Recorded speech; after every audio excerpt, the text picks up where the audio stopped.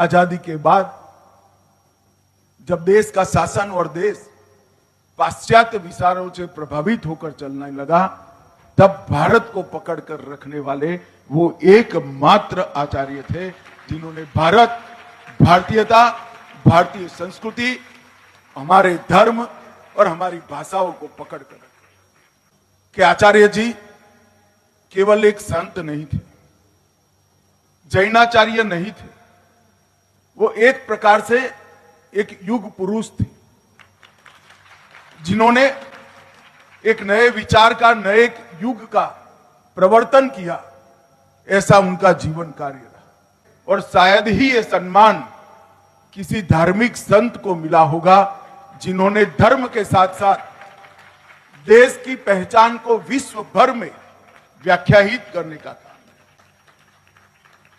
मुझे मेरे जीवन में कई बार, 5 बार मैं आचार्य जी के चरणों में बैठा हूं। हर बार उनका आग्रह रहता था कि हमारी भाषाएं, इसका संरक्षण और संवर्धन होना चाहिए, हमारी संस्कृति अक्षुण्ण रहनी चाहिए, भारत का गौरव, भारतीयता का गौरव विश्व भर में दिगंत तक फैलना चाहिए और भारत की पहचान इंडिया नहीं, अपने नाम से भारत से होना चाहिए। जब G20 की मेजबानी भारत कर रहा था और G20 का जो निमंत्रण विश्व भर के राष्ट्राध्यक्षों को गया, वहां प्राइम मिनिस्टर ऑफ इंडिया की जगह प्राइम मिनिस्टर ऑफ भारत लिखकर निमंत्रण। नरेंद्र मोदी जी ने, इस देश के प्रधानमंत्री जी ने आचार्य जी के विचार को जरा भी राजनीति करे बगैर एक क्षण में जमीन पर उतारकर उनके संदेश का अनुकरण करने का। और ये मूल विचार, ये आंदोलन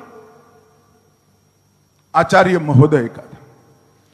अहिंसा परमो धर्म का सिद्धांत किसी की भी आलोचना करे बगैर समग्र विश्व में आज के समयानुकूल व्याख्या कर प्रस्तापित करने का काम आचार्य विद्यासागर जी महाराज।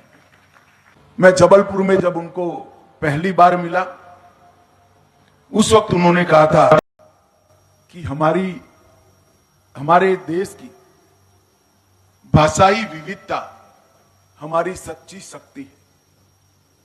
फिर यही वाक्य को उन्होंने हम संसारी समझ पाए इस प्रकार से भी समझाया कि भोजन के थाल में जिस प्रकार अनेक विध व्यंजन होते हैं, थाल उतना ही स्वाद से समृद्ध माना जाता है।